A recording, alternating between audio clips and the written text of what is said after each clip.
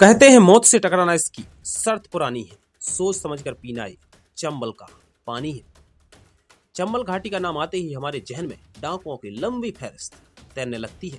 दरअसल चंबल घाटी के बीहड़ कभी बागियों के लिए घर हुआ करते थे, जहां से वो चोरी, डकैती, हत्या का कारोबार किया करते थे। यह कहना गलत नहीं होगा कि चंबल नदी का क्षेत्र डकैतों के मामले में सबसे ऊपर रहा है। कहते हैं कि चंबल नदी के आसपास बसे सैकड़ों गांव में माएं बच्चों को जन्म देती हैं। बड़े होकर वो डकैत बनते हैं या फिर बनाए जाते हैं। इनमें से ज्यादातर डकैत बनने की बजाय जमीन विवाद से जुड़ी हुआ करती थी। चंबल घाटी का ये वीहड़ तीन तीन राज्यों में फैला हुआ है: मध्य प्रदेश, उत्तर प्रदेश और राजस्थान। ऊंचे नीचे मिट्टी के टीले, कटीली झाड़ियां और दूर दूर तक सन्नाटा पसरा है। किसी जमाने में वीहड़ बागियों का घर हुआ करता था। इस नदी घाटी के क्षेत्रों में सामंतवादी व्यवस्था से दमित होकर लोगों ने बंदूक थामकर खुद को बागी घोषित कर दिया और बीहड़ का रुख कर लिया। कई इनमें से लोकप्रिय हुए तो कई मामलों में इन डकैतों को अपने जाति समूह और क्षेत्र के लोगों का समर्थन भी प्राप्त रहा। ये बात अलग है कि इनमें से अधिकतर खुद को डकैत कहलवाने की बजाय बागी कहलवाना पसंद करते थे। बागी यानी वो किसी कारण बस बगावत की हो, ना कि खुद के मजे के लिए किसी को लूटा हो, डकैती डाली हो।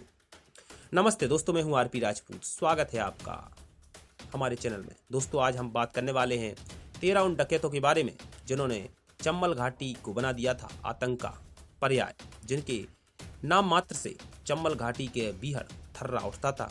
कहते हैं चंबल की घाटी में शेर नहीं पाए जाते, लेकिन डाकुओं के दहाड़ने से चंबल का बीहड़ कांपता था। दोस्तों, सबसे पहले बात करते हैं मान सिंह की।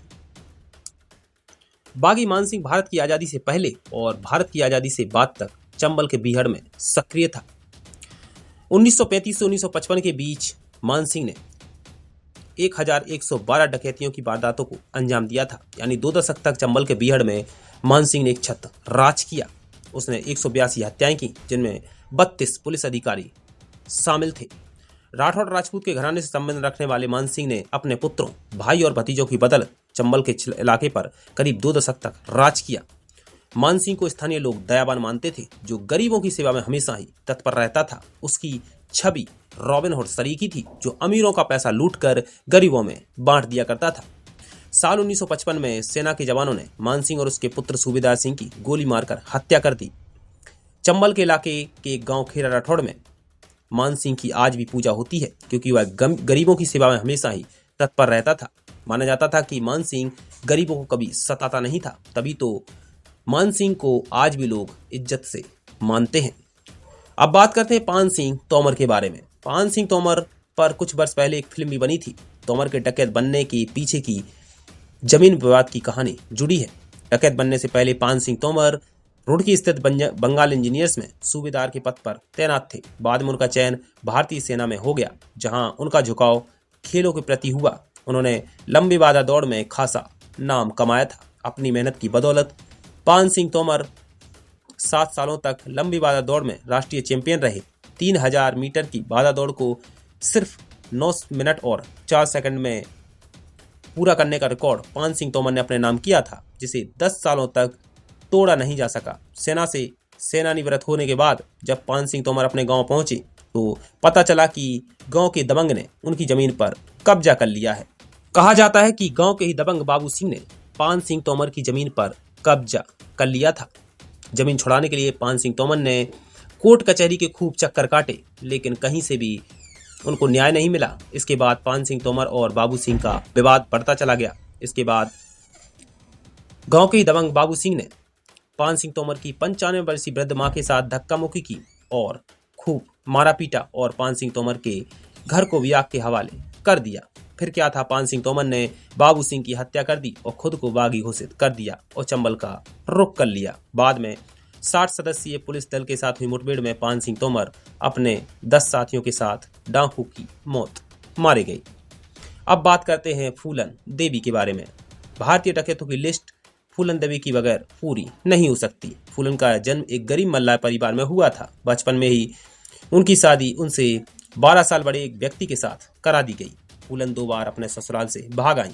बाद में सास ससुर ने उसके पिता से गुजारिश की कि वो अपने पास ही रखें। 16 वर्ष की होने के बाद फूलन देवी एक बार फिर से अपने ससुराल चली गई और उसके सास ससुर और पति के साथ लड़ाई हो गई। उन्होंने उसे साथ रखने से इनकार कर दिया और एक बार फिर से अपमानित फूलन देवी अपने घर आ गई। अपमानित फूलन डकैतों के एक गिरोह से जुड़ गई और अपने ससुराल जाकर पति को चाकू मारकर घायल कर दिया।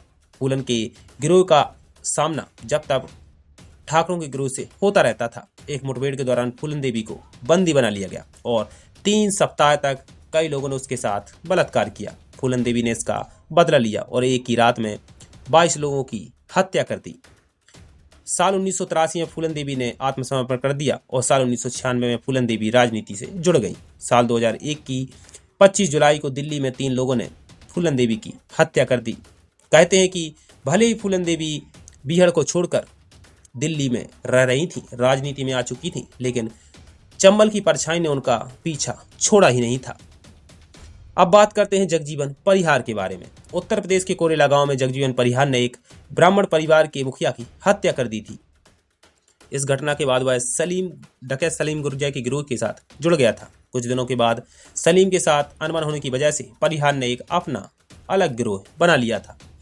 अपना गिरोह बनाने से पहले परिहार मध्य प्रदेश पुलिस के लिए मुखबिरी का काम किया करता था। परिहार को दबोचना स्थानीय पुलिस प्रशासन के लिए एक बहुत बड़ा काम था, क्योंकि उसे ग्वालियर और भिंड क्षेत्र के लोगों का समर्थन प्राप्त था।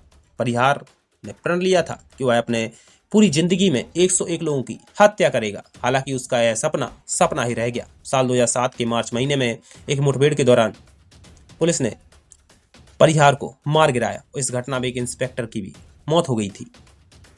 अब बात करते हैं पुतलीबाई के बारे में। कहा जाता है कि पुतलीबाई इस देश की प्रथम महिला डकैत थी। माना जाता है कि पुतलीबाई एक नर्तकी थी जिसका अपहरण सुल्ताना डाकू ने कर लिया था। पुतलीबाई तो नाच गाकर अपना और अपने परिवार का भरण पोषण करती थी, लेकिन पुतलीबाई का डांस देखकर सुल्ताना डाकू उसको दिल दे बैठा था। और इसके बाद क्या था, सुल्ताना डाकू ने पुतलीबाई का अपहरण कर लिया और अपने साथ ले गया। पुतलीबाई इसके बाद चंबल के बीहड़ में रम गई और उसने अपना एक अलग गिरोह बना लिया। पुतलीबाई पुलिस के दबाव की वजह से वह मुखबिर के रूप में काम करने लगी और डकैतों के पास वापस चली गई। बाद में पुतलीबाई को सुल्ताना से प्रेम हो गया और उसने 2 बच्चों को जन्म दिया। बाद में पुलिस के साथ एक मुठभेड़ के दौरान सुल्ताना की मौत हो गई। इस घटना के बाद पुतलीबाई ने गिरोह की कमान अपने हाथ में ले ली। 3 सालों तक उसने चंबल घाटी के क्षेत्र में हत्या, अपहरण और फिरौती की घटनाओं को अंजाम देकर अपना दबदबा कायम रखा। इस क्षेत्र के दतिया गांव में पुतलीबाई ने एक ही रात में 11 लोगों की हत्या कर दी थी और 5 लोगों को बुरी तरह घायल कर दिया था। यही नहीं, पुतलीबाई के गिरोह के सदस्य 7 लोगों का अपहरण करके ले गए थे। दरअसल पुतलीबाई को शक था कि दतिया के लोगों ने पुलिस को उसके बारे में सूचना दी है। बाद में एक मुठभेड़ के दौरान पुतलीबाई अपने प्रेमी कल्ला गुर्जर के साथ मारी गई। अब बात करते हैं मलखान सिंह के बारे में। मलखान सिंह की बागी और फिर बागी से सामान्य आदमी बनने की कहानी बेहद दिलचस्प है। मलखान सिंह ने अपने गांव के सरपंच पर आरोप लगाया था कि उसने मंदिर की जमीन हड़प ली है। जब मलखान सिंह ने इस घटना का विरोध किया तो सरपंच ने उसे गिरफ्तार करवा दिया और मलखान सिंह के मित्र की हत्या करवा दी। माना जाता कि वह सरपंच एक मंत्री का करीबी था और पुलिस उस तक नहीं पहुंच सकती थी। इसके विरोध स्वरूप मलखान सिंह ने राइफल उठा ली और खुद को बागी घोषित कर दिया और चंबल का रुख कर लिया। साल 1982 में मलखान सिंह ने अपने गिरोह के अन्य साथियों के साथ मुख्यमंत्री अर्जुन सिंह के सामने आत्मसमर्पण कर दिया। सरकार ने मलखान और उसके गिरोह के अन्य साथियों को समाज की मुख्य धारा में लाने की पूरी कोशिश की। उसे भूदान आंदोलन के तहत मिली जमीन भी दे दी ताकि वह सामान्य आदमी के रूप में अपना गुजर बसर कर सके। बाद में मलखान सिंह ने पंचायत चुनाव लड़ा और इसमें जीत भी हासिल की। साल 2014 के चुनाव में मलखान सिंह ने भारतीय जनता पार्टी और नरेंद्र मोदी के पक्ष में यह कहते हुए चुनाव प्रचार किया था कि वह कांग्रेस के राज में डकैत बनने के लिए बाध्य हुआ था। और दोस्तों, आपको बताते चलें कि साल 2016 में जब नोटबंदी हुई थी तो मलखान सिंह एक आम व्यक्ति की तरह ग्वालियर में नोटबंदी की लाइन में नजर आए थे। तब उनकी तस्वीरें सोशल मीडिया पर खूब वायरल हुई थी। अब बात करते हैं राम बाबू और दयाराम गडरिया। राम बाबू और दयाराम गडरिया भाई थे जो बाद में कुख्यात डकैत बन गए। मध्य प्रदेश की पुलिस ने उनके गिरोह को T1 यानी टारगेट 1 का नाम दिया था। यह गिरोह इस सफाई के साथ काम करता था कि पुलिस को यह तक पता नहीं चल पाया था कि आखिर इस गिरोह में कितने सदस्य हैं। माना जाता है कि साल 1997 और 98 में रघुवीर गड़रिया ने इस गिरोह को बनाया था। दरअसल रघुवीर की पत्नी उसे छोड़कर किसी अन्य व्यक्ति के साथ भाग गई थी। रघुवीर ने अपनी पत्नी और उसके प्रेमी की हत्या कर दी और अपने भतीजों राम बाबू, दयाराम, विजय प्रताप और गोपाल के साथ मिलकर एक गिरोह बना लिया। साल 1999 में एक आपराधिक वारदात के दौरान गोली लगने की वजह से रघुवीर मारा गया। उसके साथ मारे जाने वाले 3 अन्य गिरोह के सदस्य भी थे। साल 2000 में इस गिरोह के कई सदस्य पुलिस के हत्थे चढ़ गए, लेकिन इस साल 2001 में एक जेल से दूसरे जेल जाते वक्त पुलिस को झांसा देकर भाग निकले। साल 2006 के अगस्त महीने में एक मुठभेड़ के दौरान दयाराम की मौत हो गई। वहीं साल 2007 में राम बाबू एक मुठभेड़ के दौरान मारा गया। अब बात करते हैं सुल्ताना डाकू के बारे में। उत्तर प्रदेश के जिलों में सुल्ताना डाकू की कहानी कितबंदी सरीखी है। साल 1920 के दशक में उत्तर प्रदेश के प्रांत में सुल्ताना का खौफ था। सुल्ताना का जन्म एक मुस्लिम परिवार में हुआ था। सुल्ताना के पास एक चेतक नाम का घोड़ा भी था। सुल्ताना डाकू के बारे में कई किस्से कहानियां चर्चित मिल जाएंगे। उनमें से एक है एक अंग्रेज युवती सुल्ताना के प्रेम पास में बंध गई। अन्य कथा के मुताबिक सुल्ताना ने एक प्रेम कुंवर नामक युवती का अपहरण कर लिया था, जो बाद में पुतली बाई बन गई। उसके गिरोह का कामकाज आगे बढ़ाया। माना जाता है कि सुल्ताना डाकू अंग्रेजों के खिलाफ था, जबकि उसे स्थानीय लोग प्यार करते थे। माना जाता है कि सुल्ताना डाकू ब्रिटिश राज में ट्रेनों को लूटकर गरीबों में बांट दिया करता था और स्थानीय लोग तभी उसको दयावानी मानते थे और बेहद प्यार करते थे। बाद में अंग्रेजों ने उसे पकड़ लिया और मौत की सजा सुना दी। एक अंग्रेजी अधिकारी जिसका नाम था फ्रेंडी यंग, उसने सुल्ताना को क्षमादान दिलाने की पुरजोर कोशिश की, लेकिन वह कामयाब नहीं हो सका। उसने साल 1924 की 7 जुलाई को फांसी दे दी गई। सुल्ताना डाकू के बारे में कहा जाता है कि जब सुल्ताना डाकू से उसकी अंतिम ख्वाहिश के बारे में पूछा गया कि तुम्हारी अंतिम इच्छा क्या है, तो सुल्ताना डाकू ने कहा कि उनका एक बेटा है और उस बेटे को अच्छी शिक्षा दी जाए। इसके बाद अंग्रेजों ने सुल्ताना डाकू के बेटे को पढ़ने के लिए इंग्लैंड भेज दिया गया। अब बात करते हैं निर्भय सिंह गुज्जर। चंबल के क्षेत्र का एक डकैत ऐसा है जिसे शराब और शबाब का शौकीन माना जाता था।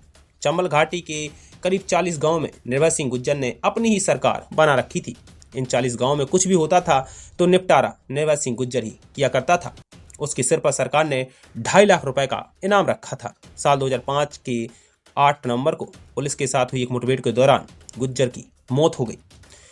निर्भय सिंह गुज्जर को न केवल कई आपराधिक वारदातों के लिए जाना जाता था, बल्कि उसके गिरोह में कई खूबसूरत लड़कियां सदस्य भी थीं। इन 10 सुंदरियों में सीमा परिहार, मुन्नी पांडे, पार्वती उर्फ चमको, सरला जाटव और नीलम प्रमुख थीं।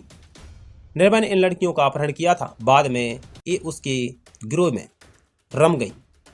निर्भय सिंह गुज्जर की मौत के बाद सरला जाटव ने इस गिरोह की कमान अपने हाथों में ले ली थी। निर्भय सिंह गुज्जर ने 4 शादियां की थी। चौंकाने वाली बात यह है कि निर्भय ने मुरैना जिले के प्राचीर बटेश्वर मंदिर की खनन माफिया से रक्षा करने में अहम भूमिका निभाई थी। निर्भय सिंह गुज्जर को माना जाता था कि निर्भय सिंह गुज्जर जहां भी चोरी डकैती की वारदातों को अंजाम देता था, वहां किसी न किसी लड़की से छेड़छाड़ जरूर किया करता था। अब बात करते हैं सीमा परिहार के बारे में। सीमा परिहार का जन्म उत्तर प्रदेश के एक गरीब ठाकुर परिवार में हुआ था। साल 1983 में सिर्फ 13 साल की उम्र में डकैत लाला राम और कुसुमा नायन ने उसका अपहरण कर लिया था। सीमा परिहार ने डकैतों के गिरोह में आने के बाद उनके साथ ही रहना उचित समझा। साल 1986 में निर्भय सिंह गुज्जर के साथ सीमा ने शादी रचा ली। समय बीतने के साथ सीमा ने अपना एक अलग गिरोह बना लिया। सीमा परिहार ने 70 लोगों की हत्याएं की थी और 200 लोगों का अपहरण किया था। यही नहीं, उसने 30 से अधिक घरों में डकैती की वारदातों को अंजाम दिया था। साल 2000 में उत्तर प्रदेश पुलिस के समक्ष आत्मसमर्पण कर दिया था। राजनीति में जाने की महत्वाकांक्षा सीमा परिहार ने भी दिखाई जब 2002 में उत्तर प्रदेश के चुनाव में शिवसेना का समर्थन किया था। साल 2006 में वह इंडियन जस्टिस पार्टी से जुड़ गई और साल 2008 के शुरू में ही उन्होंने अपनी नई शुरुआत लोक जनशक्ति पार्टी के साथ शुरू की थी। लेकिन इसी साल के अंत में सीमा ने लोक जनशक्ति पार्टी को अलविदा कहते हुए समाजवादी पार्टी का दामन थाम लिया था। बाद में सीमा ने बेहद फेमस शो बिग बॉस में हिस्सा लिया था। उनके जीवन पर एक फिल्म भी बन चुकी है। इसके बाद बात करते हैं ददुआ के बारे में। चंबल का सबसे खूंखार डकैत ददुआ शिव कुमार पटेल उर्फ ददुआ चंबल के क्षेत्र में आतंक का पर्याय था। 16 मई 1978 को 22 साल की उम्र में ददुआ ने पहली हत्या की थी। कहा जाता है कि उसने अपने पिता की हत्या का बदला लिया था। इस घटना के 1 घंटे बाद ही पुलिस ने उसे गिरफ्तार कर लिया था। कहा जाता है कि यह ददुआ की पहली और आखिरी गिरफ्तारी थी। जेल से छूटने के बाद वह राजा रंगोली के गिरोह से जुड़ गया। वहां उसने गया कुर्मी से आपराधिक गतिविधियां सीखी। राजा के गिरोह के सदस्य एक के बाद एक जब ढेर हो रहे थे, तभी ददुआ ने अपना एक अलग गिरोह बना लिया। उसे कुर्मी समुदाय की सहानुभूति भी प्राप्त थी। साल 1986 में ददुआ ने एक व्यक्ति को पुलिस का मुखबिर बताकर हत्या कर दी। यही नहीं, उसने 9 अन्य लोगों को भी निर्ममता से मार दिया। प्रशासन द्वारा बढ़ती दबिश को देख ददुआ ने अपने परिवार के सदस्यों को राजनीति में लाना शुरू कर दिया। 22 जुलाई 2007 को ददुआ अपने अन्य गिरोह के साथियों के साथ पुलिस मुठभेड़ में मारा गया। अब बात करते हैं अनीसा बेगम के बारे में। अनीसा बेगम के बारे में कहा जाता है कि वह कोई भी हथियार आसानी से चला सकती थी। उसे न केवल लाठी चलाने का ज्ञान था, बल्कि बंदूक, राइफल, छुरी और चाकू से हमला करना जानती थी। अनीसा का जन्म जालौन जिले में रामपुरा गांव में हुआ था। उसके बारे में ज्यादा जानकारी तो नहीं है कि वह डकैत कैसे बन गई, लेकिन यह पता है कि वह सलीम गुर्जर के गिरोह की प्रतिष्ठित सदस्य थी। बाद में उसने सलीम गुर्जर से दूरी बनाते हुए अपना एक अलग गिरोह बना लिया था। अनीसा बेगम ने उत्तर प्रदेश और मध्य प्रदेश के इलाकों में कई डकैतियों की वारदातों को अंजाम दिया था। उसका नाम लोगों में खौफ पैदा करने के लिए काफी था। अंत में बात करते हैं सरला जाटव के बारे में। निर्भय सिंह गुर्जर की मौत के बाद सरला जाटव ने ही गिरोह की कमान अपने हाथों में ले ली थी। माना जाता है कि उसके गिरोह को 2 टुकड़ों में बांट दिया था। महज 11 साल की उम्र में ही सरला का अपहरण कर लिया था। वह निर्भय सिंह गुर्जर के साथ रहा करती थी। निर्भय ने पहली शादी मुन्नी पांडे के साथ की थी। बाद में उसने नीलम गुप्ता को दूसरी पत्नी बनाया। निर्भय ने सरला की शादी 16 साल की आयु के श्याम जाटव से करा दी थी, लेकिन सरला की उम्र और सुंदरता बढ़ने के साथ ही निर्भय ने उस पर डोरी डालना शुरू कर दिया था। उसने सरला को भगाने में मदद की और हर तरफ खबर फैला दी कि सरला की मौत सांप डसने से हो चुकी है। जीन्स और रेबल गॉगल्स की शौकीन सरला को पुलिस के मुखबिरों ने पहचान लिया और उसे गिरफ्तार करवा दिया। तो दोस्तों, ये थे चंबल के खूंखार डकैत। आप कमेंट बॉक्स में जरूर बताएं कि अगला वीडियो किस बागी के ऊपर देखना चाहते हैं। कमेंट बॉक्स में नाम लिखिए, हम अगला वीडियो उसी बागी के ऊपर जरूर बनाने की कोशिश करेंगे। बहरहाल अभी के लिए इतना ही। देश और दुनिया की तमाम बड़ी खबरों के लिए बने रहिए इंडिया स्पेशल के साथ।